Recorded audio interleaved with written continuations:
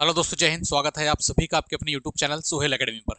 आप सभी लोगों के लिए बहुत ही शानदार न्यूज़ है। आप सभी लोगों को लगभग पता लग गया है कि यूपीएसआई की नई भर्ती 2025 में 4543 पदों पर आपको देखने को मिल रही है और जिसके फॉर्म दोस्तों आपको अप्रैल में देखने को मिलने वाले हैं। इस वीडियो में हम लोग फुल डिटेल डिस्कस करेंगे कि कौन कौन यूपीएसआई को फॉर्म भर सकता है और कितनी पोस्ट हैं, फॉर्म अप्रैल में आएंगे, कब से आएंगे, कैसे भरे जाएंगे और क्या क्या इंपॉर्टेंट डॉक्यूमेंट आपके लगेंगे, आयु में छूट मिलेगी या नहीं मिलेगी, सिलेबस आपका क्या रहेगा, बिल्कुल डिटेल में दोस्तों एक एक चीज खोलकर आप सभी लोगों के लिए दोस्तों इस वीडियो में मैं दिखाने वाला हूं। तो सभी लोग वीडियो को एंड तक जरूर देखना। यूपीएसआई की वैकेंसी है 2021 के बाद, अब दोस्तों 2025 में यह वैकेंसी आपको देखने को मिलेगी और यही वो समय है दोस्तों जब आप यूपीएसआई में बेहतरीन तरीके से सिलेक्शन ले सकते हैं। तो चलिए पूरी वीडियो को डिटेल में समझते हैं। सभी लोग वीडियो को लाइक कर देंगे, चैनल पर जो भी नए हैं चैनल को सब्सक्राइब जरूर कर लेंगे। आप सभी लोगों के सपोर्ट की बहुत ज्यादा जरूरत है। चलिए स्टार्ट करते हैं। सबसे पहले यूपीएसआई में देख लेते हैं कि क्या क्या चीज आपसे दोस्तों इंपॉर्टेंट यहाँ पर रखी गई है। ये दोस्तों आज के न्यूज़पेपर की कटिंग है। पुलिस में 28,138 पदों पर होगी भर्ती, अगले माह भरे जाएंगे आवेदन। किस किस की पोस्ट है?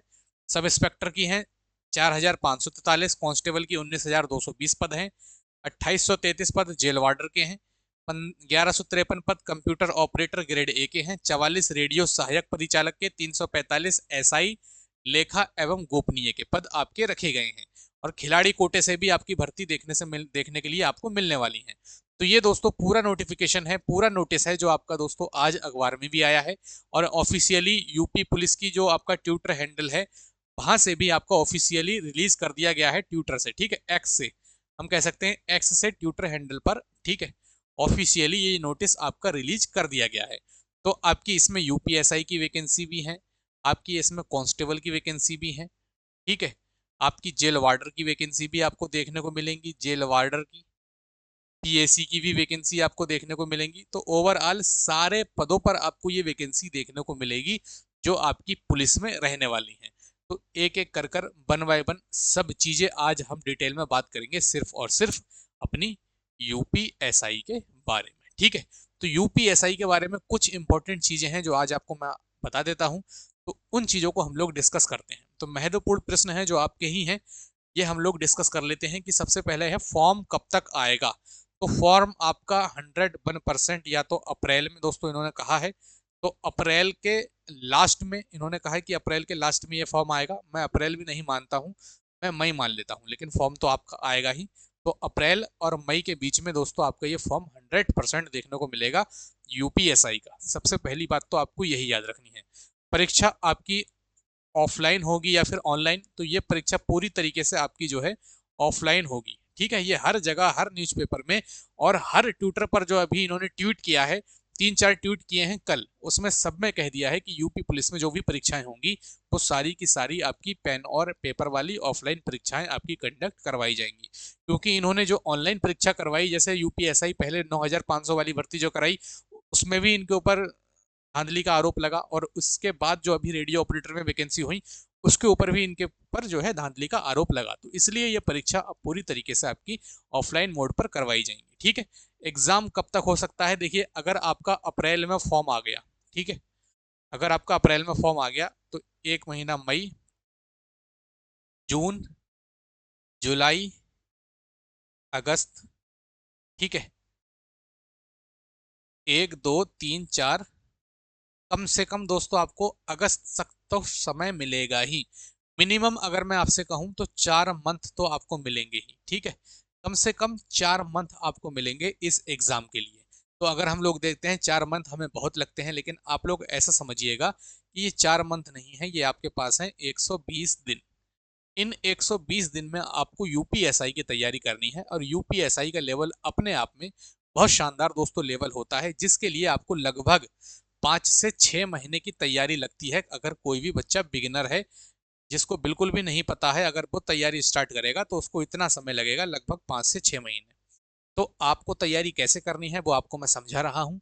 आप नोटिफिकेशन का इंतजार मत कीजिए, सब कुछ क्लियर हो चुका है कि अप्रैल में फॉर्म आएगा। आप पूरा सिलेबस अभी आपको दिखाने वाला हूँ, सिलेबस को नोट डाउन करना और जहाँ से भी आप पढ़ते हो या जहाँ से भी आप कोर्स लेना चाहते हैं वहां से आप कोर्स लेना, आप अपनी तैयारी करना, या फिर आप सेल्फ स्टडी भी करना, आपको सब कुछ गाइड इस वीडियो में करने वाला हूँ। ठीक है, उसके बाद ये बहुत से बच्चों का क्वेश्चन है कि सर इस बार प्री प्लस मेंस होगा या नहीं, तो अब से मैं सीधा सीधा कह दूंगा कि सर कुछ नहीं होगा। अगर ऐसा होना होता तो पूरी दोस्तों नियमावली जो है वो चेंज होती है। ठीक है, नियमावली पूरी इन्हें चेंज करना पड़ती है, लेकिन ऐसा कुछ नहीं होगा। पहले ये होता था, प्री प्लस मेंस कांस्टेबल भी हुआ है 2000 लगभग 13 के आसपास में, और यूपीएसआई भी पहले प्री और मेंस होता था 2011 वगैरह में, तो उस समय होता था, लेकिन तब से ये कैंसिल कर दिया है। अब सिर्फ सिंगल पेपर आपका होगा। ठीक है, लिख लीजिएगा, सिर्फ और सिर्फ सिंगल पेपर। ठीक है, सिंगल एग्जाम होगा, और सिंगल एग्जाम से ही आपका क्या होगा सर, सिलेक्शन होगा, क्योंकि यहाँ पर फिजिकल के नंबर नहीं जुड़ते हैं। ठीक है, आपके एग्जाम से ही आपकी मेरिट लिस्ट तैयार होती है। ठीक है, तो ये डाउट आप सब लोगों को उम्मीद करता हूँ क्लियर हो गए होंगे। कुछ बच्चों के डाउट हैं कि अपेयरिंग वाले स्टूडेंट एलिजिबल होंगे या नहीं। देखिए सीधी सीधी बात है कि अपेयरिंग वाले जो स्टूडेंट हैं वो एलिजिबल नहीं होंगे। यहाँ पर ऐसा नहीं होता है कि एलिजिबल वाले फॉर्म भर सके। यहाँ पर आपकी जो है नोटिफिकेशन आने की डेट तक आपके ग्रेजुएशन का रिजल्ट आपके हाथ में होना चाहिए। ठीक है, तो अपेयरिंग वाले इस हिसाब से एलिजिबल नहीं हो पाएंगे। ठीक है, नेगेटिव मार्किंग होती है या नहीं, नेगेटिव मार्किंग इसमें नहीं होती है, लेकिन इसमें ओवरऑल 50% अंक लाना आपके जरूरी होते हैं। वो अभी आगे समझाऊंगा सिलेबस में। ठीक है, यहाँ पर लिख भी दिया है, देखिए ओवरऑल 50% मार्क्स लाना जरूरी है। जी सर, ये आपके जरूरी है। ठीक है, यहाँ पर यस लिख लीजिएगा। कट ऑफ कितनी जा सकती है इस बार, देखिए पिछली बार आपकी 315 के आसपास आपकी कट ऑफ गई थी। ठीक है, जर्नल की, जर्नल की कट ऑफ आपकी इतनी गई थी 315 के आसपास, तो आप टारगेट इससे ज़्यादा ही बनाकर चलेंगे अपने जो है एग्जाम के लिए। अब 50% नंबर लाने हैं, तो 50%, अब आप समझ सकते हैं कि जनरल की कट ऑफ इतनी गई है, 50% 400 के 200 नंबर, तो 200 पे तो वैसे भी सिलेक्शन नहीं होगा, तो इस क्राइटेरिया का तो फिर मेरे हिसाब से कोई फायदा ही नहीं है। ठीक है, तो आपको टारगेट करना है कि आपको इतने नंबर तो कम से कम दोस्तों लेकर आनी ही है, अगर आपको इसमें बने रहना है इस परीक्षा में, यूपीएसआई में, तब। ठीक है, तो ये आपके जो क्वेश्चंस थे वो मैंने सभी क्वेश्चन यहाँ पर लिख लिए थे कमेंट्स में देख देख के काफी ज्यादा, और एक एक चीज को दोस्तों मैंने इसमें क्लियर कर दिया है। एज की अगर मैं बात करता हूं, तो एज आपकी दोस्तों 21 से लेकर 33 साल तक है। आपकी किसकी, ओबीसी वगैरह की। जर्नल की आपकी 21 से 28 साल तक होती है, और SC ST का कोई है तो उसकी भी 21 से 33 साल की होती है। वैसे एज कितनी है, 21 से 28, क्योंकि इसमें 5 साल की छूट मिलती है ओबीसी को। ठीक है, और 5 साल की छूट ही मिलती है SC और ST को। तो एज के लिए दोस्तों हम कुछ कर सकते हैं, उसके लिए आप कमेंट में बताना कि एज में आपको दोस्तों छूट चाहिए या नहीं। ठीक है, या कितने बच्चे राजी हैं, उसके लिए आप कमेंट बॉक्स में हमें जो है लिख कर भेज देना, तो हम इसके लिए दोस्तों कुछ ना कुछ आंदोलन वगैरह, ट्विटर पर कुछ ना कुछ ट्वीट वगैरह जरूर करेंगे। ठीक है, तो ये आपको करना है। चलिए आगे बढ़ते हैं और समझते हैं यूपीएसआई का एग्जाम पैटर्न क्या होता है हमारा। ठीक है, तो यहाँ पर दोस्तों हिंदी सब्जेक्ट आपसे पूछा जाता है, जिसके 40 क्वेश्चन आपसे पूछे जाते हैं, और 100 मार्क का आपका ये पोर्शन होता है। मतलब मैं कह सकता हूँ कि एक क्वेश्चन आपका कितना का होता है सर, 2.5 नंबर का होता है। ठीक है, इस हिसाब से आपके 40 क्वेश्चन इंटू में 2.5 आप जब करेंगे तो आपकी बन जाएंगे 100 मार्क। ठीक है, तो इस प्रकार से यहाँ पर ये चीजें आपकी लिखी गई हैं। क्लियर है। ऐसे ही गणित में दोस्तों आपके 40 क्वेश्चन आएंगे, 100 मार्क की परीक्षा होगी। रीजनिंग में आपके 40 क्वेश्चन आएंगे, 100 मार्क की आपका ये पोर्शन रहेगा। जीके और जीएस, ये भी 40 क्वेश्चन आएंगे, और यहाँ भी दोस्तों आपके 100 नंबर की ये पार्ट आपको देखने को मिलेगा। देखिए जीके जीएस अपने आप में बहुत ही ज्यादा दोस्तों इंपॉर्टेंट है, और जीके जीएस इसलिए ज्यादा इंपॉर्टेंट है क्योंकि बच्चे जीके जीएस में ये समझते हैं कि जीके जीएस में हमें हिस्ट्री पढ़नी है दबा के खूब। ठीक है, हमें ज्योग्राफी पढ़नी है, हमें इकोनॉमिक्स पढ़नी है, हमें स्टैटिक जीके पढ़नी है, हमें करंट अफेयर पढ़ना है, हमें सर क्या पढ़नी है, और etcetera etcetera, physics chemistry biology, ये सारी चीजें हमें पढ़नी है। लेकिन आपको एक बात बता दूं कि ये जो इतना बड़ा जो पोर्शन मैंने लिखा है ना पूरा, ठीक है, और आपका यूपी जीके, तो इतना बड़ा पोर्शन से आपके लगभग दोस्तों 15 क्वेश्चन ही आपको देखने को मिलेंगे। यहाँ से जो सबसे ज्यादा इंपॉर्टेंट है वो ये दो पार्ट दोस्तों आपके इंपॉर्टेंट हो जाते हैं। एक आपका मूल विधि जहां से 7 से 8 क्वेश्चन पूछे जाते हैं, दूसरा आपका पॉलिटी जहां से 15 से 16 क्वेश्चन आपके पूछे जाते हैं। ये मूल विधि में दोस्तों अगर मैं आपसे कहूं, तो मूल विधि में एक तो आपकी पूछी जाती है सेक्शन। ठीक है, सेक्शन से डायरेक्ट क्वेश्चन होता है जिसे हम बोलते हैं धारा। ठीक है, तो सेक्शन या धारा से आपसे 2 क्वेश्चन या मैक्सिमम 3 क्वेश्चन आपसे पूछे जा सकते हैं मूल विधि में। मोस्टली जो क्वेश्चन आपसे पूछे जाते हैं वो पूछे जाते हैं एक्ट वगैरह से, ठीक है, एक्ट से क्वेश्चन पूछे हैं और ये क्वेश्चन आपके पूछे जाते हैं फैक्ट बेस, ठीक है, एक फैक्ट के बेस पर दोस्तों आपसे क्वेश्चन पूछे जाएंगे और लगभग ये मानकर चलिए कि 5 से 6 क्वेश्चन आपके फैक्ट बेस वाले ही मूल विधि में रहते हैं। बाकी धारा के डायरेक्ट धारा देके आपसे पूछ लेगा कि ये एक पूरा आपको मान लीजिए पूरी एक थ्योरी थमा देगा और कहेगा ये किस धारा के अंतर्गत ये केस होगा, या फिर आपको कोई धारा पूछ लेगा और 4 केस दे देगा, इनमें से कौन सा केस होगा, इस प्रकार से ये क्वेश्चन बनेगा। लेकिन सबसे अच्छा क्वेश्चन, सबसे ज्यादा क्वेश्चन बनते हैं आपके एक्ट से संबंधित फैक्ट बेस, जैसे मानवाधिकार आयोग है, ठीक है, स्त्रियों के लिए है, तो ये सारे एक्ट आपके जो है आपको पढ़ना पड़ेंगे बेहतरीन तरीके से। आप सभी को पता है कि आपकी पहले थी आईपीसी और आपकी थी सीआरपीसी, ठीक है, तो आईपीसी को बना दिया है बीएनएस और इसे बना दिया है बीएनएसएस, ठीक है, तो चीजें आपको वही हैं, बस आपको ये पढ़ना है इस बार बीएनएस और बीएनएसएस, ठीक है, भारतीय न्याय संहिता, ठीक है, आईपीसी को बोलते हैं भारतीय न्याय संहिता, सीआरपीसी को बोलते हैं भारतीय न्याय संहिता आपकी बीएनएसएस, ठीक है। तो ये आपको इस प्रकार से पढ़नी है। यहाँ पर मेन जो रोल है ना वो साथ ही आपका है पॉलिटी का। पॉलिटी जो बच्चा बढ़िया तरीके से कर ले गया उसका डेफिनेटली दोस्तों सिलेक्शन इसमें कोई नहीं रोक पाएगा आपका यूपीएसआई में। तो पॉलिटी के लिए आपको क्या करना है, पॉलिटी के लिए आपको जबरदस्त तरीके से चीजें पढ़नी है। पॉलिटी का कहीं से भी दोस्तों एक, अगर आप पिछली बार ऐसा हुआ था कि बच्चे लक्ष्मीकांत पढ़ कर गए थे, लक्ष्मीकांत, लेकिन पिछली बार इतनी डीपली पूछा नहीं गया था। इससे पहले जो पेपर हुआ था 2017 में, वहां से दोस्तों पॉलिटी आपकी बहुत अच्छे लेवल की पूछी गई थी। तो पॉलिटी आप जहां से भी पढ़ें अच्छी तरीके से पढ़ें, ऊपर ऊपर से बिल्कुल भी ना पढ़ें। आप जहां से पढ़ें अच्छी तरीके से अच्छी बुक्स को फॉलो करते हुए अपनी जो है पॉलिटी को तैयार करें।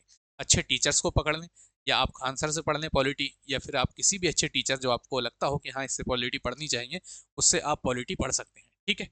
जीके और साइंस, यहाँ पर मैंने आपको बता दिया, साइंस फिजिक्स केमिस्ट्री बायोलॉजी हो गई। जीके में सारी चीजें बता दी। यहाँ से 15 से 16 क्वेश्चन आपसे हार्डली पूछे जाएंगे। तो सबसे ज्यादा इंपॉर्टेंट अगर मैं बात करता हूँ मूल विधि और आपकी पॉलिटी, यहाँ से अगर मैं मिला लूँ तो दोनों से आपके 25 क्वेश्चन यहीं से दोस्तों पूछे जाएंगे।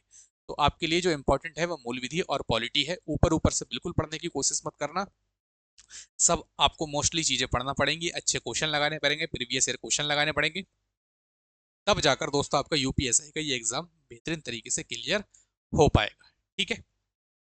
अच्छा एक चीज इसमें और समझिएगा, जैसे टाइम आपको इसके लिए मिलता है 120 मिनट, 160 क्वेश्चन करने के लिए 120 मिनट का समय मिलेगा।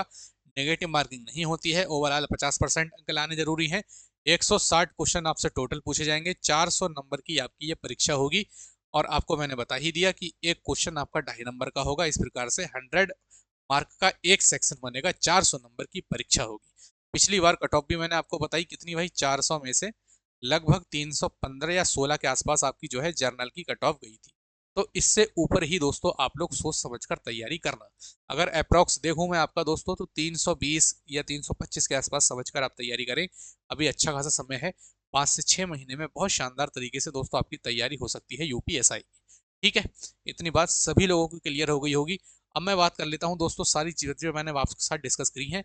अब बात कर लेते हैं थोड़ी फिजिकल को लेकर, ठीक है। तो सबसे पहले मेल कैंडिडेट की अगर हम लोग बात करते हैं तो जनरल ओबीसी एससी के लिए 168 सेंटीमीटर हाइट होनी चाहिए। मेल के लिए चेस्ट 79 से 84 होना चाहिए। एसटी कैंडिडेट है तो 160 सेंटीमीटर हाइट, 77 से 82 सेंटीमीटर उसका चेस्ट होना चाहिए, ठीक है। 5 सेंटीमीटर का चेस्ट में फुलाव आपसे मांगा जाता है, ठीक है। फीमेल कैंडिडेट की अगर हम लोग बात करते हैं तो जनरल है, ओबीसी है, एससी है, 152 सेंटीमीटर हाइट। एसटी कैंडिडेट है तो 147 सेंटीमीटर हाइट। फीमेल का वजन मिनिमम 40 किलो होना चाहिए। अगर कोई 39 किलो की है तो भाई आप जो है फेल हो जाएंगे, ठीक है। तो मिनिमम 40 किलो वेट आपका होना चाहिए। जनरल ओबीसी और एससी के लिए देखिए 5 सेंटीमीटर फुलाव। फीमेल के लिए यहाँ पर कोई भी दोस्तों आपको जो है प्रावधान, ठीक है, फीमेल के लिए आपका कोई भी दोस्तों प्रावधान यहाँ पर नहीं होता है। एक मिनट रुक जाइए, थोड़ी सी गड़बड़ी हो गई है। फीमेल के लिए चेस्ट में कोई भी प्रावधान आपका नहीं होता है, ठीक है। देखिए सबसे इंपॉर्टेंट यहाँ पर रनिंग ही है, क्योंकि रनिंग बेस पर ही आपका सिलेक्शन होगा। और यहाँ पर फिजिकल के कोई भी दोस्तों मार्क्स आपके नहीं होते, ठीक है। फिजिकल के मार्क्स नहीं होते हैं, जो आपकी मेरिट बनती है वो आपकी रिटेन पर ही बनती है, ठीक है। रिटर्न पर ही आपके जो है सिलेक्शन होगा, ठीक है। तो मेल कैंडिडेट को जो रनिंग मारनी है वो 4.8 किलोमीटर मारनी है 28 मिनट में, ठीक है।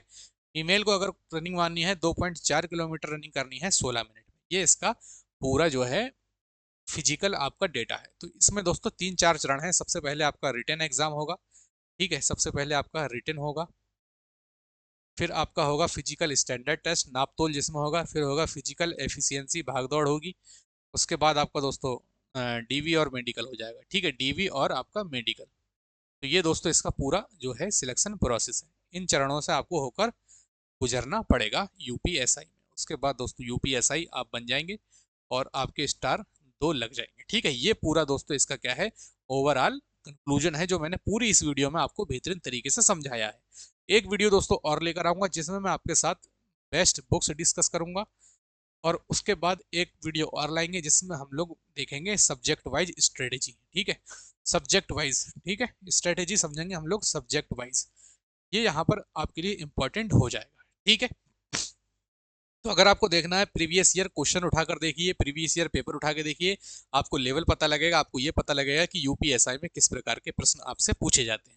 तो उम्मीद करता हूं दोस्तों वीडियो आप सभी लोगों को बहुत अच्छी लगी होगी। वीडियो अच्छी लगी है तो चैनल को जरूर सब्सक्राइब कर लें। आप सभी लोगों के लिए बहुत शानदार शानदार सी वीडियो मैं लेकर आने वाला हूं अपने इसी यूट्यूब चैनल पर, तो सभी लोग सब्सक्राइब कर लें। वीडियो अच्छी लगी हो तो लाइक कर दें और शेयर जरूर कर दें जहां भी आपका मन हो वहां पर, ठीक है। अपनी महिला मित्र को भी आप सभी लोग शेयर कर सकते हैं। तो चलिए उम्मीद करता हूं दोस्तों वीडियो पसंद आई होगी। बाकी मिलते हैं नेक्स्ट वीडियो में, तब तक के लिए जय हिंद, जय भारत।